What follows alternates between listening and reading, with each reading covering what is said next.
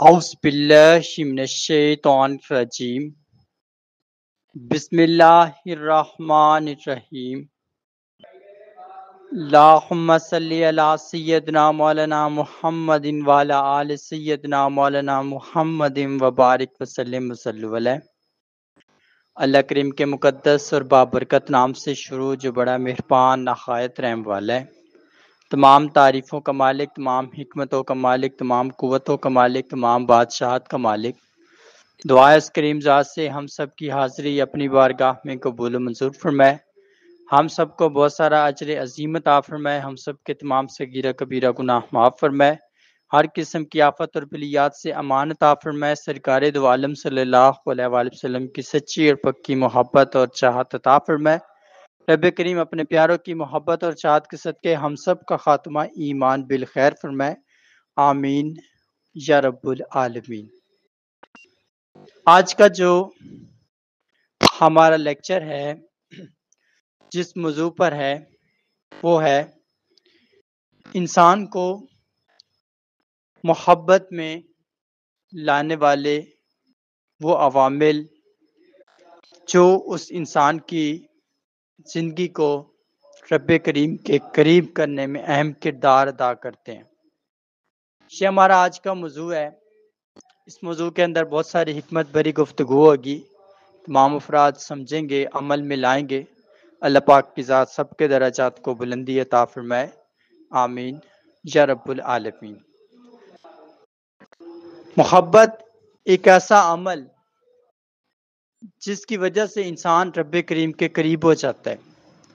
اب ہم اس محبت کو تھوڑا گہرائی میں لے کر چلیں گے کہ وہ کس طرح کی محبت ہوتی ہے جو انسان کو رب کریم کے قریب کر دیتی ہے۔ تو پہلی چیز اس محبت کے اندر انسان کا رب کریم کو یاد کرنا۔ جب ایک انسان اپنے مالک کو یاد کرنا شروع کر دیتا ہے تو وہ اپنی محبت کا حق ادا کرنا شروع کر دیتا ہے، اور یہ ایک بہت بڑی انسان کی خوبی ہے۔ جو انسان بھی اللہ پاک کی ذات کو یاد کرتا ہے صبح یا شام میں، اللہ کبھی بھی اس انسان کو بھولتا نہیں ہے، کسی بھی قیمت اس انسان کی گئی محنت کو وہ رائیگاں نہیں ہونے دیتا، ضرور وہ اس کے ہر کام کے اندر حکمت اور اپنے کرم کا معاملہ قائم کرتا ہے۔ اگر اس کے لیے بہتر ہوگا تو اس میں اس کو مدد دے گا، اور اگر اس کے لیے بہتر نہیں ہوگا تو اس کو روکنے کا کام کرتا جائے گا۔ اب ہم نے بات کرنی ہے، پہلا منزل ہم نے اللہ کے قریب ہونے والی بات کی، انسان اپنے رب کو یاد کرتا ہے۔ دوسری چیز، انسان اپنی اہمیت کو سمجھتا ہے۔ محبت کے معاملے میں یہ چیز بہت زیادہ آتی ہے، انسان اپنے آپ کو اہم سمجھتا ہے اور اپنی اہمیت کو وہ سمجھتا ہے کہ میں کتنا اہم چیز ہوں، میرے رب نے مجھے پیدا کیا ہے، میرے رب نے مجھے زندگی دی ہے، مجھے قوت دی ہے، اور میں اس لائق ہوں اس کی کائنات پر چلنے پھرنے کے۔ تو سب سے پہلے میں نے اپنے آپ کو اہمیت دینی ہے، سمجھنا ہے کہ مجھ میں کیا حکمتیں موجود ہیں، میں کائنات کے لیے کیا کچھ کر سکتا ہوں، میں اپنے رب کو راضی کرنے کے لیے کون سے عوامل سر انجام دے سکتا ہوں۔ اب یہ چیز ہم نے سمجھ لی بھرپور طریقے کے ساتھ۔ ہم میں سے کئی لوگ جو دنیاوی ظاہری محبت میں پاگل ہوتے ہیں، تو وہ محبت کرنے کے بعد خود کو کوس رہے ہوتے ہیں، خود سے لڑ رہے ہوتے ہیں، خود کو تباہ کر رہے ہوتے ہیں کہ ان کے ساتھ زیادتی ہوگی، ان کے ساتھ دھوکہ ہو گیا، یہ ہو گیا۔ تو رب کریم کی محبت یہاں پر یہ کہہ رہی ہے، محبت کی اصلیت یہ کہہ رہی ہے کہ آپ پہلے اپنے رب کی یاد میں جاؤ، دوسرا آپ اپنی اہمیت کو سمجھو کہ آپ کی اہمیت کتنی ہے اور آپ نے زمانے کے اندر کام کیا سر انجام دینے ہیں۔ اب دوسری چیز ہم نے سمجھی۔ اب اگر ہم تیسری چیز کو یہاں پر دیکھیں تو وہ چیز آتی ہے انسان کے اندر تقویٰ۔ تقویٰ ایک ایسی قوت ہے انسان کے ایمان کی جس کے اندر انسان کبھی بھی لاوارث یا تنہا نہیں رہتا۔ کیوں کہ تقویٰ ایک ایسا عمل ہے جو کہ انسان کے اندر اچھے اور برے کی جانچ کاری کا منظر قائم رکھتا ہے، اور انسان کو اچھے حال میں بھی رب کریم یاد رہتا ہے اور برے حال میں بھی رب کریم یاد رہتا ہے، کبھی بھی وہ ان کی ذات سے غافل نہیں ہوتا۔ اب اگر ہم اس تقویٰ کی بیس کو ذرا دیکھیں تو اس کے اندر دو قسم کے لوگ آ جاتے ہیں جو کہ تقویٰ پر قائم رہنے والے ہیں۔ پہلے وہ جو بہت قریب ہوتے ہیں، دوسرے وہ جو بہت زیادہ حد تک رب کریم کی یاد کو تازہ رکھتے ہیں۔ اب یہ تقوی کے اندر دو چیزیں آتی ہیں۔ غریب کی نمازوں کا تعین یہاں پر نہیں ہے، لیکن عاجز اور انکسار کی نماز کا تعین یہاں پہ میٹر کرتا ہے، کیونکہ غریب اپنی بھوک پیاس کو فوکس کرتے ہوئے وہ رب کریم کو تو یاد رکھتا ہے، مگر وہ اس کے جو دیے گئے احکامات ہیں، خاص کر 5 وقت کی نماز، وہ نہیں قائم کر پاتا۔ لیکن امیر، خاص کر عاجز، جس کا کام ہی عاجزی کرنا ہے، تو اس کو رب کریم کی ذات اپنی شان سے بہت کچھ دے چکی ہوتی ہے، تو وہ انسان ہمیشہ رب کریم کی یاد کو تازہ کرتا ہے، اور یہ تقوی کے اندر ان لوگوں کا شمار کیا جاتا ہے، اور ہر انسان کو اس کے کیے کا وبال مل جاتا ہے۔ جو اچھا کرتا ہے اس کو بھی ملتا ہے، جو برا کرتا ہے اس کو بھی ملتا ہے۔ اب ہم اگر تقوی کے بعد کی بات کریں تو وہ ہوتا ہے انسان کا بہت زیادہ رب کریم کے راستے پر اپنی آنکھیں بچھانا، اس کے احکامات کی پیروی کرنا، پاسداری کرنا، رب کریم کے احکامات کو ہر کام سے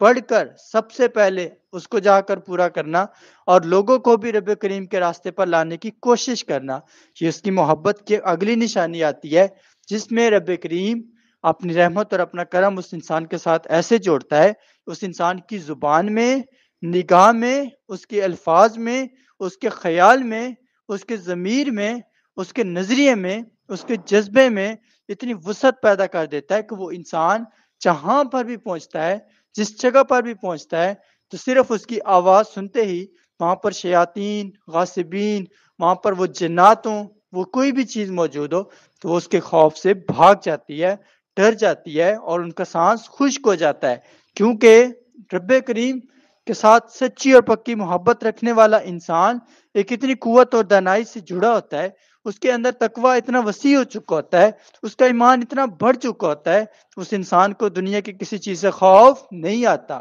اب یہ چیز ہم نے یہاں تک سمجھی،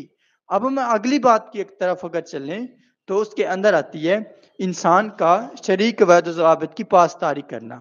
اب محبت میں یہ چیز بھی شامل ہے، شرعی قواعد و ضوابط کی پابندی محبت کے اندر شامل ہے، اور ہم میں سے کئی لوگ شریعت کی پاسداری کو بھول جاتے ہیں۔ کسی نے کسی کو پسند کر لیا تو اس نے سمجھا کہ بس یہ چیز میری ہے، جو میں چاہوں کروں، لیکن یہ نہیں ہے۔ شریعت سب سے اہم ہے، کیونکہ ایک عورت کی جو ضامن ہے وہ سرکار دو عالم صلی اللہ علیہ وآلہ وسلم کی پاک طیب طاہر بیٹی ہے، تو شریعت واضح ہے، ہر عورت اور مرد کے لیے شریعت واضح ہے۔ آدم نے بھی کوئی غلطی نہیں کی، آدم نے بھی کوئی خطا نہیں کی، آدم نے بھی حیا اور شرم کے بارے میں کسی قسم کی کوئی غلطی نہیں کی، ہر چیز کو رب کریم کی ذات نے اپنی بااختیار قوت دی ہے۔ تو آدم ذات، خاص کر بنی آدم، ابن آدم، جتنے بھی انسان ہیں، ان سب لوگوں کو بھی رب کریم کا خوف رکھنا ہے۔ عورت ہے تو اس کو، بنت حوا، ان کو بھی اپنا خوف رکھنا چاہیے۔ اب یہ چیز ہم نے سمجھائی کہ شریعت اس رشتے کے اندر ضروری ہے، اس محبت کے اندر شریعت کا نفاذ ضروری ہے، شریعت کے قواعد و ضوابط کی پاسداری ضروری ہے، پھر ہی وہ رشتہ پرامن رہ سکتا ہے، پرسکون رہ سکتا ہے، آسان رہ سکتا ہے، برتر رہ سکتا ہے۔ اب اگر اگلے فیز کی بات کریں تو اس کے اندر آتا ہے انسان کا برے حالات میں بھی اپنے آپ کو قائم رکھنا۔ اب برے حالات میں قائم رکھنا بھی ایک محبت کی فیز میں یہ بات آتی ہے۔ ہم میں سے کئی لوگ ہوتے ہیں جب ان کے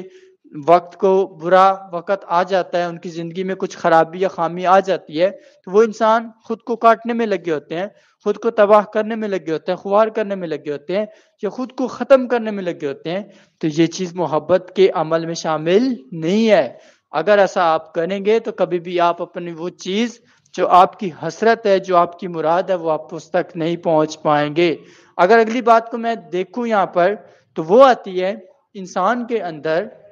سب سے زیادہ سچ بولنے کی کیفیت۔ اب کئی ایسے رشتے ہیں، کئی ایسی محبتیں ہیں، کئی ایسی چاہتے ہیں جن کے اندر جب انسان سچ بول رہا ہوتا ہے تو سچ کا ان کو خوف بہت زیادہ ہوتا ہے۔ اگر کوئی انسان غلطی کر رہا ہے اس کو وہ روک نہیں سکتا، اس سے وہ ڈر رکھتا ہے۔ کیوں ڈر رکھتا ہے؟ اگر وہ اس کو روکے گا تو وہ اس کے خلاف چلا جائے گا۔ بظاہر اس کو یہ چیز عجیب لگتی ہے کہ اگر میں نے غلطی کر دی تو جو میرا ہم سفر ہے، جو میرے ساتھ جڑا ہوا انسان ہے، مجھ سے دور ہو سکتا ہے، میرے لیے مسائل پیدا ہو سکتے ہیں، تو پھر وہ انسان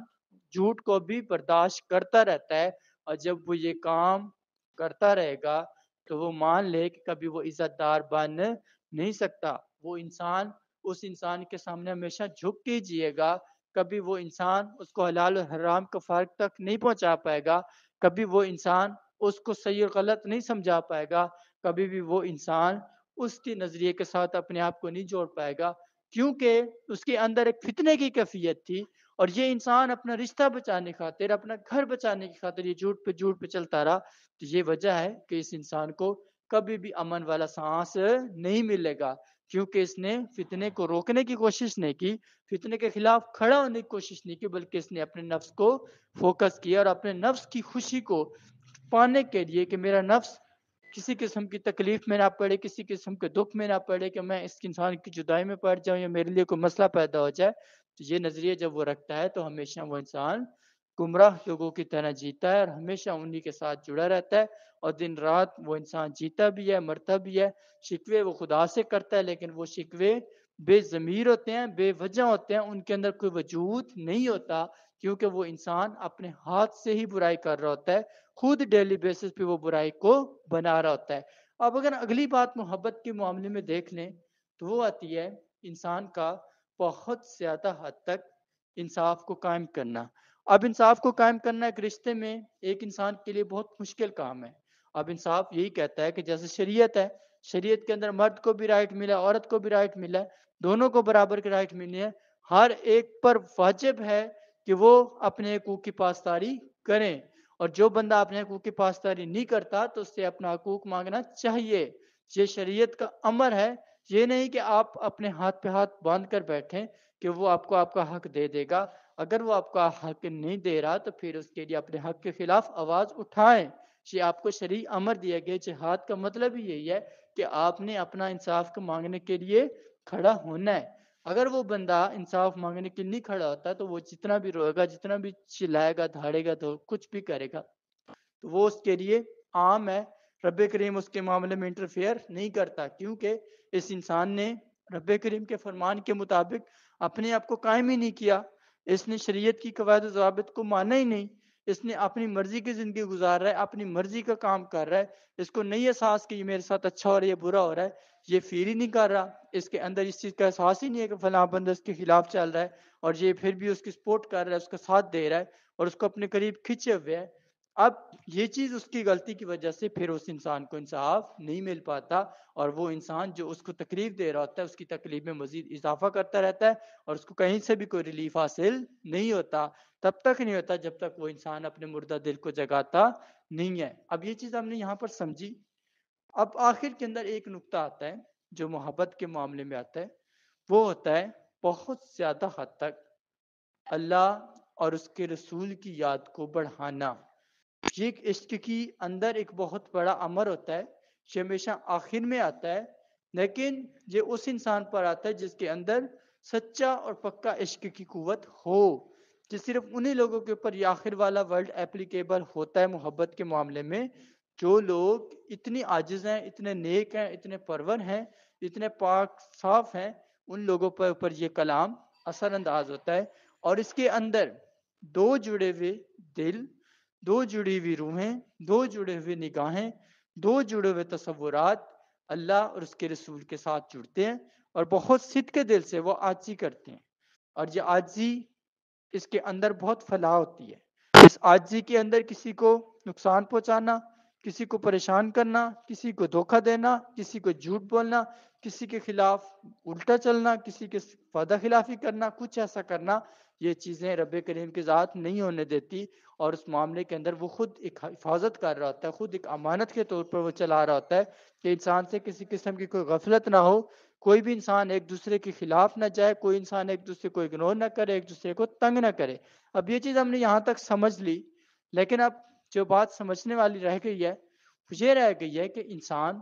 ہے وہ نہیں بھی رہ سکتا، حالات ایسے ہیں، اس کے پاس اتنی طاقت بھی نہیں ہے، اس چیز کے بغیر رہ بھی نہیں سکتا، اس چیز سے لڑ بھی نہیں سکتا، تو وہ کیسے اپنے آپ کو سکون کی کیفیت میں لے کر آئے گا کیسے وہ خود کو قائم رکھے گا، کیسے وہ اللہ کا خوف بھی دل میں رکھے گا اور اپنے آپ کو جہنم کی آگ سے بچائے گا اس کنڈیشن میں۔ بظاہر رب کریم کے فرمان کے مطابق وہ یہاں پر اپلیکیبل نہیں ہو پا رہا، اس کے اندر اتنی انرجی نہیں ہے، اتنی قوت نہیں ہے کہ وہ انصاف کی قوت میں آئے، وہ فائٹ کرے، وہ کچھ ایسا ویسا کرے، اس کے پاس اتنی طاقت نہیں ہے۔ جس کا مطلب ہے اب اس انسان نے کس طریقے سے حالات کو ٹرن کرنا ہے، کس طریقے سے اس نے عزت اپنی حاصل کرنی ہے، کس طریقے سے اس نے اپنا انصاف لینا ہے۔ تو اب یہ آخری ہمارا نقطہ ہے جس کو ہم نے سمجھنا بہت ضروری ہے۔ یاد رکھیے اگر آپ لوگ کی ایسی کیفیت ہو تو پھر آپ صرف 3 کام کرتے رہیں گے۔ پہلا کام کہ آپ اپنے ادب سے باہر نہیں نکلیں گے، خاص کر جتنے بھی ارد گرد کے لوگوں سے آپ کو واسطہ پڑے، چاہے بچے ہوں، بڑے ہوں، بوڑھے ہوں، کوئی بھی ہو، آپ ان کو ہمیشہ ادب کے روپ میں ہی دیکھیں گے۔ دوسری چیز، آپ کی عاجزی کا وسیع ہونا بہت ضروری ہے، جس میں آپ جب بھی رب کریم کی ذات کے در پر جائیں تو زیادہ سے زیادہ قرآن پاک پڑھ کر جائیں، کچھ نہ کچھ اپنے پاس لے کر جائیں جو کہ سرکار دو عالم صلی اللہ علیہ وآلہ وسلم کی بارگاہ میں وہ کلام ہدیہ دے سکیں اور اس کے بعد اپنے حق میں دعا کر سکے، کیونکہ اللہ سرکار دو عالم صلی اللہ علیہ وآلہ وسلم کی طرف جانے والا جتنا بھی کلام ہوگا اس کے توسط سے ان لوگوں کے دلوں پر اپنے رحم کا کام کرے گا اور ان کو ہدایت اور بھلائی کی طرف لے کر آئے گا اور یہ اللہ اپنی ضمانت خود اٹھائے گا۔ اب اگر تیسرے نقطے کی بات کی جائے جو اس انسان نے کرنا ہے، وہ ہے اس انسان نے بہت زیادہ حد تک شکر کرنا ہے۔ اب شکر سے ہی مراد کہ اس انسان کو اگر کوئی چیز تھوڑی مقدار میں ملی ہے تو اس کے چہرے پر پھر بھی مسکراہٹ ہو، کوئی چیز اس کو زیادہ مقدار میں ملی ہے پھر بھی اس کے چہرے پر مسکراہٹ ہو۔ اگر اس کو زیادہ ملی ہے تو اس کا کام ہے اس کو کچھ تقسیم ضرور کرے، اگر اس کو تھوڑی ملی ہے اس پر بھی وہ شکر اور قناعت کر لے۔ اب یہ چیز اس کے لیے بہت زیادہ ضروری ہوگی، اگر وہ یہ کام سر انجام دے جاتا ہے تو اس کو عزت بھی ملے گی، قدر بھی ملے گی، اس کو اس کا حق بھی ملے گا، سب چیزیں ملیں گی۔ لیکن یہ چیز انسان کے لیے کرنا مشکل ہو جاتا ہے۔ کیوں مشکل ہو جاتا ہے؟ کیونکہ ایک انسان کے اپنی جذبات ہیں، ایک اپنا ذاتی ضمیر ہے، ذاتی لائف ہے، اور وہ انسان اپنی تکلیفوں کو فیل کر کر کے، اپنے دکھوں کو برداشت کر کر کے وہ اتنا ٹوٹ چکا ہوتا ہے کہ اس کو ہر چیز سے بہت زیادہ تکلیف ہو رہی ہوتی ہے، پھر اس کو کلام پڑھنے کی طلب نہیں بچتی، پھر اس انسان کے اندر دعا مانگنے کی طلب نہیں بچتی، سجدہ کرنے کی طلب نہیں بچتی، بس وہ اپنے دکھوں میں چکنا چور ہو جاتا ہے۔ تو اس کنڈیشن میں یہ کام تو سر انجام دینا پڑے گا، کیونکہ آپ کے پاس کوئی فورس نہیں، کوئی آپ کے پاس انرجی نہیں، کوئی آپ کسی کے خلاف کھڑے نہیں ہو سکتے، کسی کو کچھ کہہ نہیں سکتے، آپ کسی کا مقابلہ نہیں کر سکتے، تو پھر یہاں پر آپ کو انصاف کی توقعات کے لیے 3 کام سر انجام لازمی دینا پڑیں گے، اور جب یہ تینوں کام آپ سر انجام دیں گے تو رب کریم کی ذات کسی کا جو بھی حق ہے اس کو عطا کر دے گی، چاہے اس کا جائز حق ہے، جس طریقے کا بھی اس کے ساتھ زیادتی ہوئی، دھوکہ ہوا، جو بھی ہوا ہے، رب کریم اس کو اس کا جائز حق دلوائے گا اور اس کو کسی قسم کی خرابی یا خامی کے قریب نہیں جانے دے گا، بلکہ اس کی اپنی رحمت اور اپنے کرم سے خود ہی حفاظت فرمائے گا۔ اب یہ محبت کے معاملے میں ہم نے کافی چیزیں سمجھی، اصل محبت کی حقیقت یہاں سے آتی ہے جس کو ہم لوگ بھولے ہوئے ہیں، اور یہی وجہ ہے کہ ہمارا کوئی رشتہ جب پروان نہیں چڑھتا تو پروان نہ چڑھنے کی وجہ اس کے اندر اللہ اور اس کے رسول کی محبت، ان کی یاد، ان کی نگاہ اور ان کا ہونا واضح نہیں ہو پاتا، جس وجہ سے وہ رشتہ کمزور رہ جاتا ہے، اور جتنا وہ کمزور رہ جاتا ہے اتنا اس میں وسوسے، اتنا اس میں بدگمانیاں بڑھتی ہیں، اور جتنا اس میں بدگمانیاں بڑھتی ہیں تو اتنا وہ رشتہ ٹوٹ پھوٹ کی طرف جاتا ہے۔ اور کئی گھروں میں اسی طرح کے حالات ہیں، ان کے گھروں میں نکاح ہوئے ہیں کہ ان کے گھروں میں منگنی ہو چکی ہے لیکن ان کی ابھی تک شادیاں نہیں ہوئی، اس کی وجہ یہی ہوتی ہے کہ وہ محبت، وہ جو جائز محبت ہے، وہ جو خالص محبت ہے، وہ وہاں پر نظر نہیں آتی، اور ایک دوسرے کے درمیان مفاد پرستی، عیش و عشرت، من گھڑت سوچیں، بہت زیادہ حد تک دین سے باہر نکلنے والے کام، یہ سب چیزیں سرزد رہتی ہیں، جس وجہ سے ان کی زندگی کے اندر یہ زوال، یہ خرابی، یہ کوتاہی بڑھتی رہتی ہے، اور جتنا یہ کوتاہی بڑھتی ہے اتنا ان کی زندگی کے اندر بہت زیادہ آفات